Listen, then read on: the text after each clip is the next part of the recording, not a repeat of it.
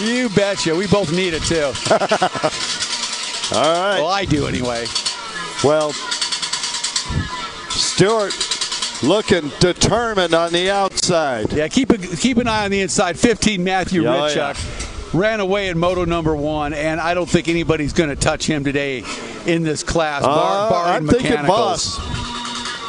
I think if Voss gets the right start, he might be right there. And that's over. Yeah, Matthew Ritchuk is definitely the fastest rider in this class. He showed it in the first moto. No surprise. He's been doing it for a while. And since Jimmy Wilson left this class, it's been all Matthew Ritchuk. And he is out in front already on that inside split and charging. And Voss moved up, though. He was third off of that start. Now he's in second. He doesn't want to let Ritchuk get away. No, he doesn't. Voss is fast, make no mistake. 14 years old and getting faster. Taylor Stewart. Yeah, Taylor on the gas. And he just pushes Voss right out of the way. Taylor Stewart got the drive. He's been waiting for this ride all day. Taylor Stewart on the gas in second position. Boy, has Taylor Stewart improved, hasn't he? Isn't it? He really has. Oh, my goodness. You know, he still has, some issues from time to time, but when he first came onto the scene, he could barely make a lap around the race course. Oh, no way you could make a lap. No way. And now he is charging. He's competent and looking good out there. Kudos to Taylor Stewart now in second. Great rider. But Matthew Ritchuk, man, this young man, we've seen him move up. He's gotten faster through the last few years to where he is now one of the top riders. In fact, in Pro-Am Ski GP earlier today in the first moto, I believe he came in third overall in that first moto. Yeah. And I believe you're correct. In front of some very, very fast riders as well. So, kudos to Matthew Ritchuk. He has gotten better. I just gave him a hard time a little bit ago because he changed his helmet. I used to love his bright Dayglow helmet. It was easy to recognize no matter where he was on the track. I knew where he was. He says he's going back to it next year. Yeah, he said it was time to get rid of the helmet. Helmets have have a life. Yeah. You need to get rid of them. And he tried to order the other one, wasn't available right away, so he just picked a different color. Now it's like, ooh, everybody knows me from that helmet. That's right. Well, it doesn't need a new helmet, just get a new paint job. Well, for us, up here announcing, you use whatever you can to identify a rider. Sometimes it's their riding style. Sometimes it's the number on their skis. Sometimes you can't see the numbers very well. And it may be a bright helmet that you just recognize. Whatever it takes, it helps you identify somebody very quickly, and that makes a big difference for us. Well, Ritchuk up and over the log jump like it wasn't even there, really. Taylor Stewart in second position. He's leading a pack of three others that are right there behind him. Stewart approaching the log jump. He's had some issues. Yeah, he survives it. This is one of Taylor Stewart's best rides of his career, I would say, right now. Oh, he won a class. He's looking good. No, he's a champion in one of our classes a couple days ago. Seriously, great rides. No. But against this level of competition. Oh, absolutely. Much higher level of competition in this Pro-Am class. Potentially. That's my point. And no, I'm saying some of these riders are out there as well. Matthew Ritchuk on the gas, down the front straightaway, number 15 in command, looking good.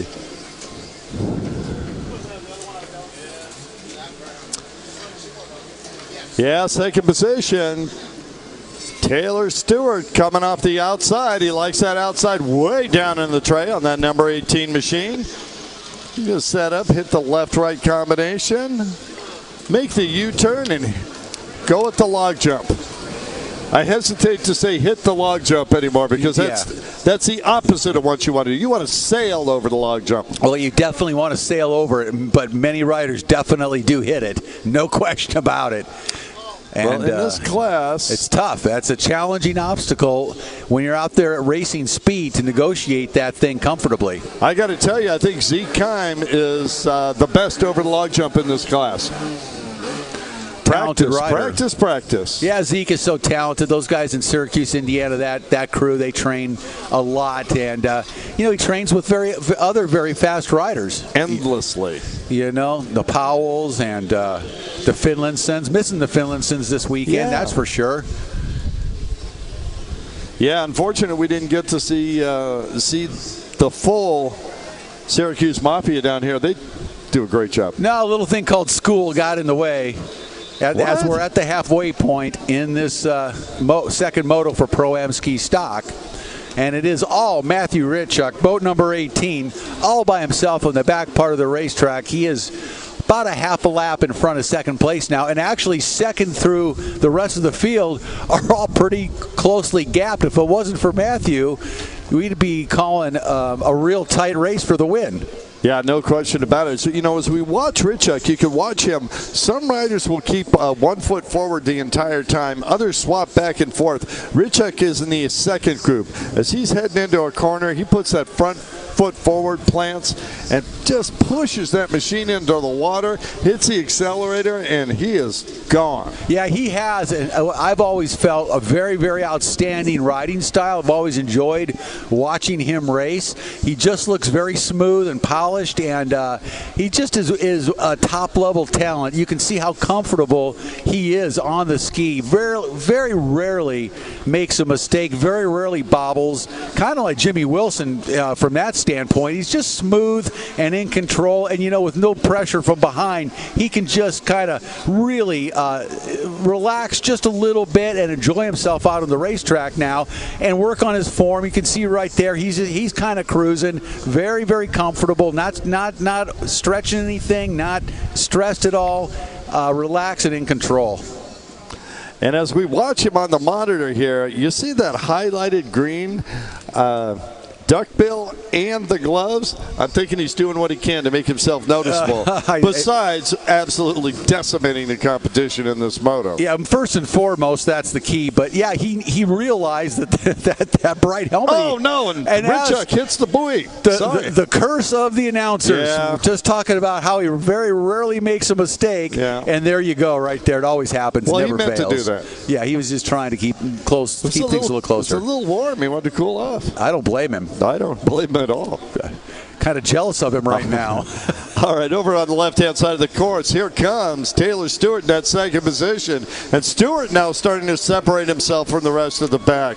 There's Brett Underhill and Voss, the 101 of Will Scruggs and Zeke Kime. Listen to the names that I just said that are behind Taylor Stewart right now. Yeah, Rick. and I'm surprised to see Zeke out there in the position he's in right now, because we've seen him look really good from time to time, and he just seems to be struggling a little bit here. I think that he is just exhausted. Yeah. He just went down there. It took him forever to get up on the ski, and he usually bounces up like a cork. He is a heck of a tennis player, Zeke Kime. Is he really? Yeah, he's an up-and-coming tennis player in school and spends a lot of time on the courts. He is an outstanding tennis player. Well, hand-to-eye coordination's got to be fantastic. Well, obviously. Yeah, he's a heck of an athlete. These are all great athletes out here. This is a demanding sport. These stand-ups take every bit of energy and suck it right out of your entire body during the course of a race. Yeah. And all good athletes we're watching here this afternoon here in Naples. Well, Matthew, keeping that boat it's almost never level. It's constantly turning from side to side. Looks like a 2 lap to go sign. Well, Underhill's gotten by Taylor Stewart and taken over second place now, as Ritchuk just completely is in a different part of the race course, the opposite side of the track from everybody else. But Underhill's looking good now, moving into second and putting Stewart back into third. Looks like the white flag's going to come out for our race leader, Matthew Ritchuk. And do you notice which split he's using now? He's going to the inside. Yep. See, that's a rider that's watching a race before to see what's happening on the course.